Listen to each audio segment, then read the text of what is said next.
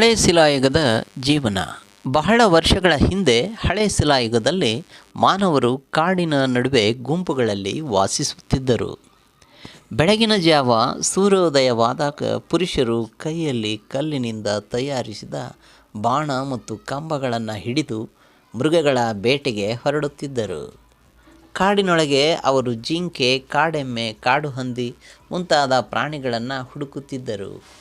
ಬೇಟೆ ಸಿಕ್ಕಾಗ ಒಟ್ಟಾಗಿ ಕೂಡಿ ಆ ಪ್ರಾಣಿಯನ್ನು ಹಿಡಿದು ಆಹಾರವನ್ನು ಪಡೆಯುತ್ತಿದ್ದರು.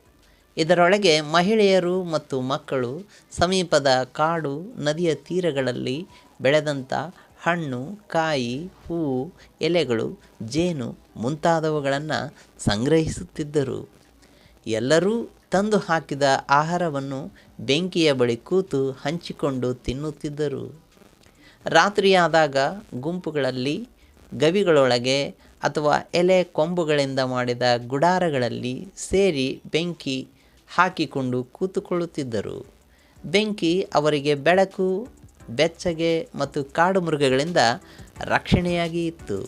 ಬೆಂಕಿಯ ಸುತ್ತ ಕುಳಿತು ಹಿರಿಯರು ಮಕ್ಕಳಿಗೆ ಬೇಟೆಯ ಕಥೆಗಳನ್ನು ಹೇಳುತ್ತಿದ್ದರು. ಕೆಲವರು ಕಲ್ಲಿನ ಗೋಡೆಗಳ ಮೇಲೆ ಪ್ರಾಣಿಗಳ ಚಿತ್ರಗಳನ್ನು ಬಿಡಿಸುತ್ತಿದ್ದರು. ಅದು ಅವರ ಬದುಕಿನ ನೆನಪಾಗಿತ್ತು. ಹೀಗೆ ಹಳೆ ಶಿಲಾಯುಗದ ಜೀವನ ಸರಳವಾಗಿದ್ದರೂ ಪ್ರಕೃತಿಯೊಡನೆ ಬೆರೆತು ಬೇಟೆ ಮತ್ತು ಆಹಾರ ಸಂಗ್ರಹಣೆಯ ಮೂಲಕ ಬದುಕುವ ಹೋರಾಟ ಅದಾಗಿತ್ತು.